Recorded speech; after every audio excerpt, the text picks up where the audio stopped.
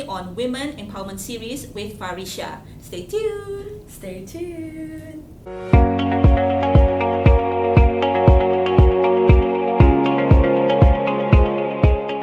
Hi, I'm Angie. I'm the founder of Hana Women Hub, a women co-working and event space here based in Q Central. And recently, this year in March, we founded, we launched hanafundme.com, which is a women co-working, it's a women crowdfunding platform. But anyway, actually, right now we're also working on another platform. Basically, we will announce later on. It's to connect community, brands, and the causes. Yeah. Okay, that's really interesting. Okay, and for the first question in the Woman Empowerment Series, okay, could you have ever imagined where you are today at the beginning of your career, and what keeps you going to strive to be better every day? Okay, for this question, not at all. I've never imagined myself to be, where I am today. Because all the while, we were taught to work our way up in a corporate, right? Because back in those days, that's what our parents do. So, but then all along, when I was in corporate, I realized that there's something is missing. Because I've always been this person that have a lot of ideas, and I cannot simply change a lot of things because of the legacies, right? And on top of that, there's a lot of layers on top of you. You can't simply do things. So so I was in corporate for more than 20 years before I realized that I think I have to make that decision. That I think that was in 2015. Where something happened at the time that made me, eventually I said, okay, I probably would have to slow down in a corporate world and then focus on my daughter's education at the time. So, but then again, of course, being a working person all my life, I can't just sit down, right? I mean, you have to do something. I have to do something. To get busy. Exactly. Yeah. So, with just 1,005 in my pocket at the time, I said, okay, maybe I can do something online. And I never looked back since. And knowing myself, I don't really stick on to one project. One thing. One thing. So it's what's next? And that keeps me going. You're very passionate in your work. Yeah. And I always wanted to change, not change, basically challenge, It's okay, challenge yourself. Yes, exactly. It's oh, nobody have done this before, why don't you explore? Because, a lot of times people ask me, for example, when I founded Hana Women Hub, somebody was asking me, okay, this is the first women co-working space, right? It's not a big of a space, but it serves a purpose, right? And it's quite, I would say it's a boutique size, but it achieved, we have done quite a number of things here, despite the size. When I first got the question, why would you want to, pick something so difficult to do, right? I guess it's the not knowing part that is the one that, excites me, because I don't know where this is going to go. And I thought that when I launched Hana Women Hub, you're walking into uncharted waters. Exactly. Yeah. You're right. I mean, that's the thing. I like discovering things along the way, meeting interesting people along the way. I mean, that's how we met, Yes. I believe, right? Yeah. So there's a lot of things actually happen in these four walls of this boutique hub. Yeah. And likewise, when I founded Hana Fundme, the idea was actually to help women launch something, to raise funds for their campaigns, and then we didn't actually thought that we will be looking into exploring causes.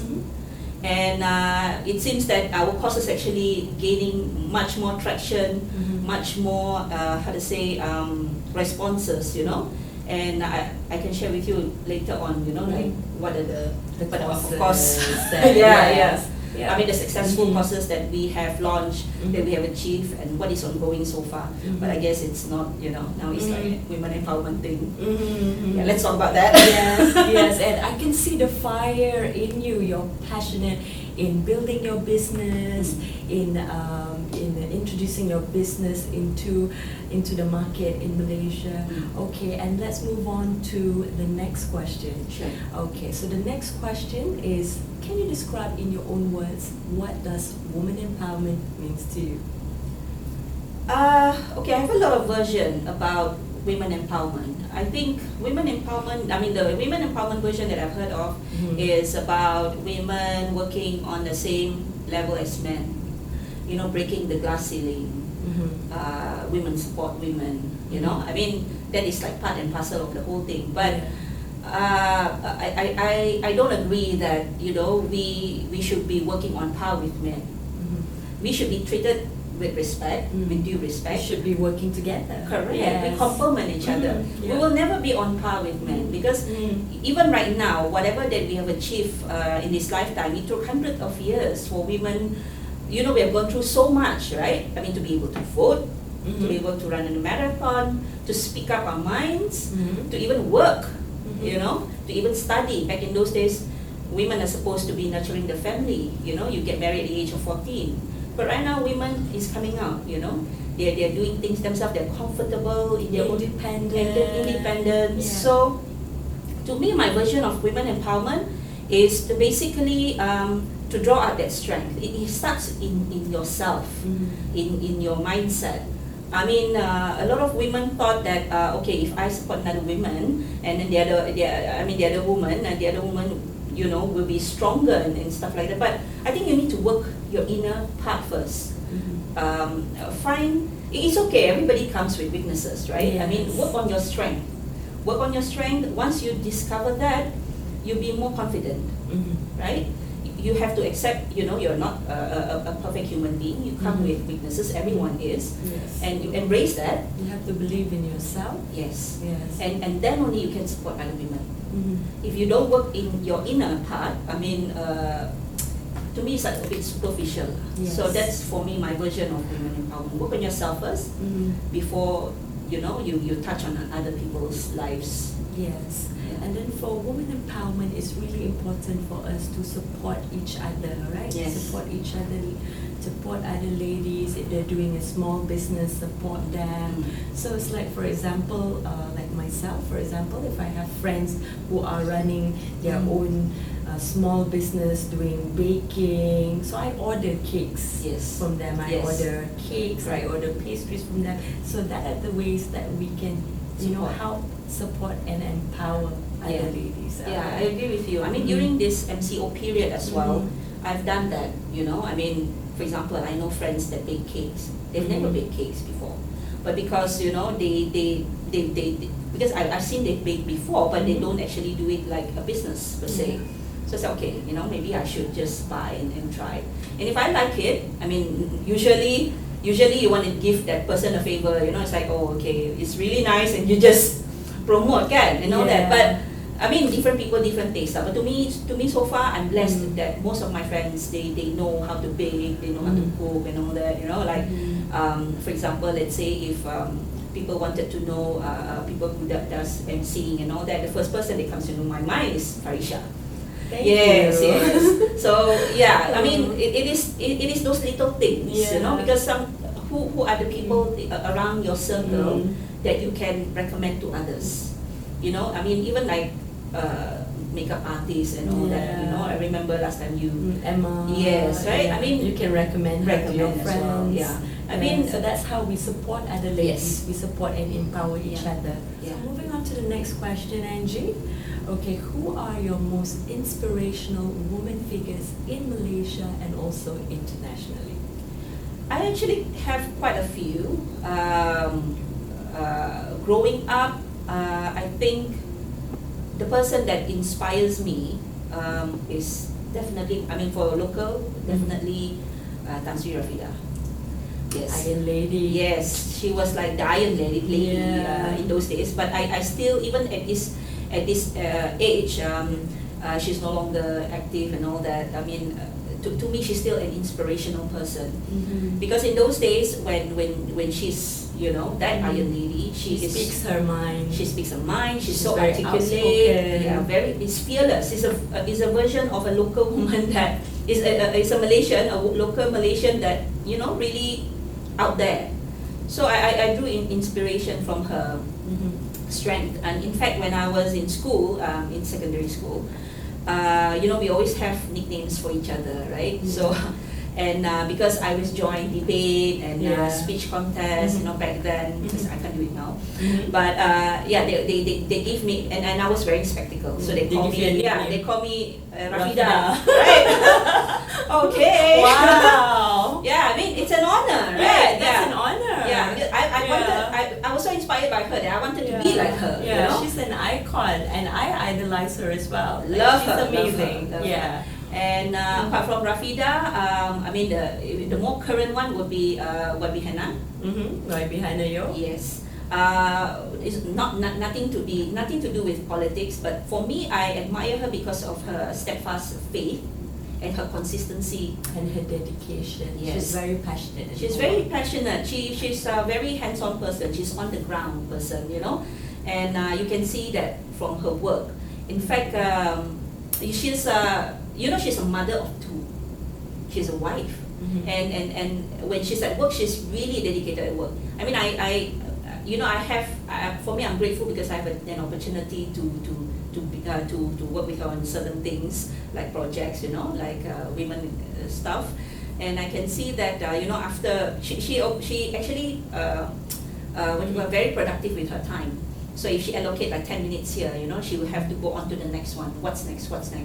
So that kind of energy is something that I envy, and very productive. Very productive, and she's very focused what she's supposed to do, and I like her for that. And then of course, one of my one of the women that I drew inspiration from is definitely Tunku Aziza. Wow. Yes, our queen. I have our been following. Yes, our Permaisuri Agong, Her Royal Highness. Yeah. Why? Because before she is our queen now, I have been following her IG and cooking, IG in Instagram. And whatever that she cooks, I was like, okay, how did she do that? How did she? And I like her for that. I love her. I actually learned a lot. When she posted how to make shepherd's pie. And she's very humble, when you ask her how do you make this, how do you make that, she's humble to share. Okay, first you need to dice the potatoes, and she loves cooking, definitely. I really admire her when she cooks for the Mangsa Banjir at the Pahang area, and she cooks for her people in Pahang, and that shows that her dedication, even though she's the wife of Yang di-Pertuan Agong, she's the Permaisuri, but she goes to the ground and she cooks for the people, for the rakyat. Yeah. So when I look at her on TV, I was like so touched and like, wow, that's our queen. It's really humble. Yeah. I think one of the things that impacted me in a way during MCO, she also did the same thing for frontliners. Yes. And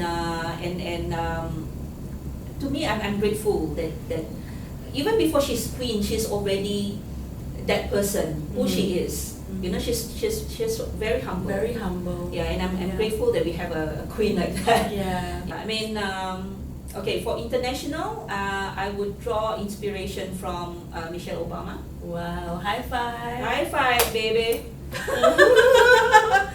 I love her. She's amazing. Yeah. She's like, we have Tan Sri Rafida, but in America we have Michelle Obama. I mean, you should see her when she attended late night show, with Jimmy Fallon and all that. She's like you and me, like cheer. Yeah, there's no air about what she does and all that, and she's so big about children, education, women empowerment. She is so big into that, and the fact that she, she also bring up 2 kids, right?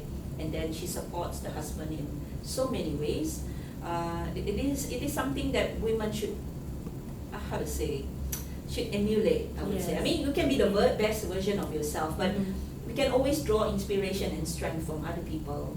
I mean, to me, I'm inspired by her.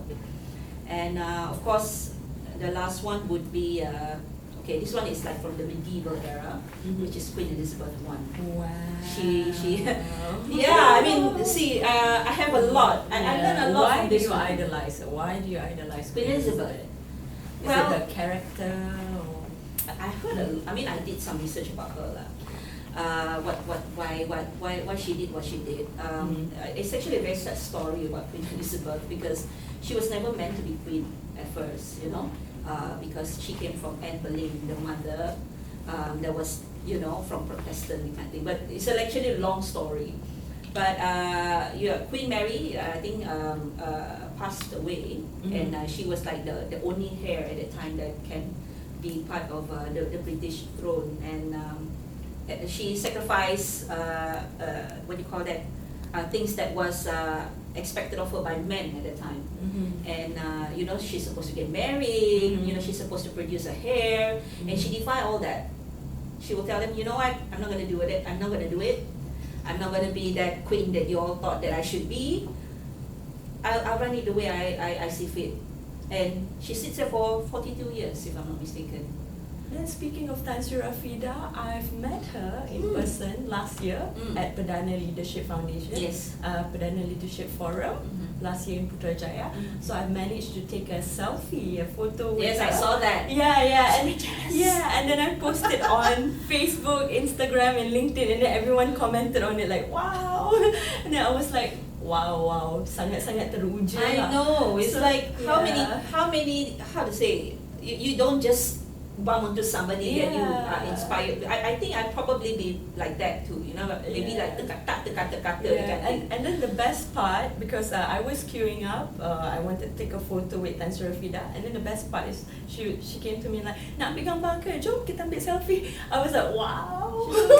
When you mentioned Tan Sri Rafida, you reminded me of last time when I first met Boy Bihana. When we launched. I was speechless. I think you weren't there at that time, right? So when was that? Is it earlier? It was 17th January 2019. I remember that.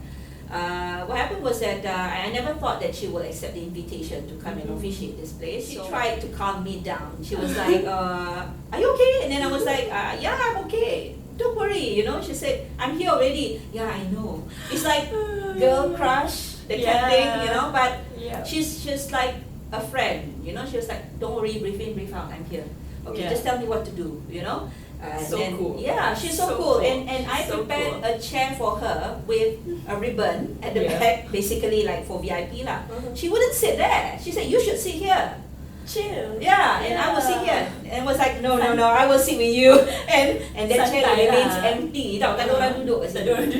Santai. Exactly. Very santai, very chill. So when she was here, we're like friends, you know, and a lot of people here at that time. And they were also surprised to see how chill she is. Moving on to the next question. Okay, what would be your advice to young ladies out there? For all the young ladies out there, I think my advice is do not be afraid to explore your dreams, your potential, your passion. Okay, a lot of people say that if you were to pursue your passion, if it makes money, then, you know, by all means go and, you know, pursue. But sometimes you don't just pursue for the sake of making money, but maybe you pursue it because you want to like impact. it. You wanted to impact somebody's life. You want to make a difference. You know, for me, I always believe that if your purpose is right, the money will come eventually. Yes. Right? You have to get your purpose right first. And of course, you know, embrace your weakness, making mistakes. You will make mistakes along the way. And it's okay to make mistakes. It's okay to make mistakes. Even I make mistakes, all of us. I make mistakes too. So that's how we grow. I mean, take it like a pinch of salt. You see, if you are in entrepreneurship journey, look at it as a journey itself.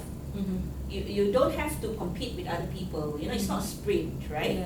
And when you are everyone have their own timeline. Yes. There's always you know, because I know that a lot of people say, oh, you know, when I'm an entrepreneur, I have to make a lot of money, I have to be at a certain stage, you know. But to me, no, I disagree, because we all learn differently, Yeah. right? Ultimately, we're going to get there, Mhm. but we all learn differently, and we shouldn't even look at it as a competition. Mhm. You know, who makes the most money, who gets the most, who invested in the business and all that. We all have different journey, and each journey, each milestone, we learn a lot of things along the way. Yeah. Right? Like when I mentioned, you know, don't be afraid to make mistakes and all that. There will be challenges along the way, so Yeah. don't be afraid to go through that challenges, because you know all of us, we've been through it. Yeah.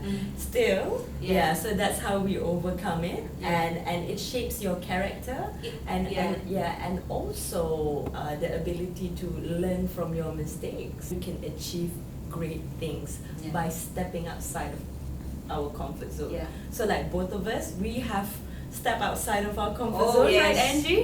Yes. Like I said, Yeah. I was in a corporate for 20 over years, and to me, I have achieved the That's level. your comfort zone. Yeah, I have and you achieved get the out level, of that and comfort I get zone. I got out. To be honest, it's not easy. You know, once you're once you're at the highest possible in your corporate level, in corporate life, you enjoy so many things: bigger salary, bigger benefits, you know, all that. Yeah. But it's different when you step out from that comfort zone to do your own thing. But I enjoy it more because I get to manage my time. I get to arrange, I mean, not to say arrange, I get to organize or even plan the direction that I want to be. You know, so far, you know, slow and steady, but it's going the way I actually imagine. Yeah. So it's pure hard work, determination, and also passion. Yes, a lot of tears, Yeah. a lot of sweat. A lot of struggle and Cannot sleep at challenges. night, yes, Yeah, you know. the sacrifice. Yeah. And eventually, the sacrifice, it will turn into a reward when you achieve big things in your career, in your business. Yeah. Yes. Agree. Okay, and now moving on to the last question of Woman Empowerment Series. Right. Okay, so we've almost come to the end of the show. Yeah. Okay, so the last question is, Angie, okay, COVID-19 has changed how people do things tremendously all around the world. So COVID-19 has affected not just in Malaysia, but all around the world. So how would you advise them to always stay positive and productive despite that we're being in a pandemic, in COVID-19? A few things that I've learned from it is, you know, never be too comfortable where you are. Because we don't know what's We going don't to know what's going to happen. In fact, even if researchers found the vaccine for COVID-19 moving forward, don't be too comfortable, because you don't know. Maybe this is like a test. You know, if you cannot face COVID-19, if you can't even plan, if you are too comfortable, what happened with the next one, right? So always make a habit to plan ahead, because we don't know what's going to happen. And you know, COVID-19 has also forced us to reflect on things, you know, on things that what we did wrong before. So I think my advice for those who are affected, don't lose hope. You know, change the way you do things, and embrace that change, and then learn from other people how they stay afloat. Keep your team lean, and one of the things that I did right is basically keeping my team very lean. We do a lot of multitasking, so that's why when I told my team, okay, it doesn't mean that, you know, you guys work here, you'll be doing one thing only. Everybody's going to be doing a lot of things, multitasking. The things that I've also, how to say, observed from this COVID-19 pandemic situation is that you have never seen human coming together like that. The unity. The unity. Yeah. It's like despite of who you are, where you are, you know, everybody comes together, and that is so inspiring. You know, I mean, back in those days, it's like, I don't even look at you, you don't even look at me. Yeah. For example, like the campaign that we did, a street sweeper, that we've got the bike for him. I mean, all the while, if you were to drive your car, or even if you're in the Grab, you know, you look at this street sweeper, you will look at him and you probably just pass him by. How many people will actually stop and ask, what's your name? You did a good job, you know. But when we came across his case, and then, you know, his bike, you know, didn't work at the time, and then we helped him, you know, get his new bike, fundraising for him and all that. You know, it gives us a different perspective, you know, how this COVID-19 had actually changed people's lives, bringing people together. Wow, what an inspiring story. Thank you Yes. so much, Angie, for sharing. Welcome. Okay, so we have come to the end of the Woman Empowerment Series show. So I would like to thank Angie. Thank you so much, Angie, for willing to be interviewed in my Woman Empowerment Series podcast. And I hope to those of you out there, especially the ladies, you are watching this, I hope that you are inspired and also motivated by Angie. And if you want to connect with her, you can connect with her on your Facebook, Yeah. Instagram, LinkedIn. So what is your social media?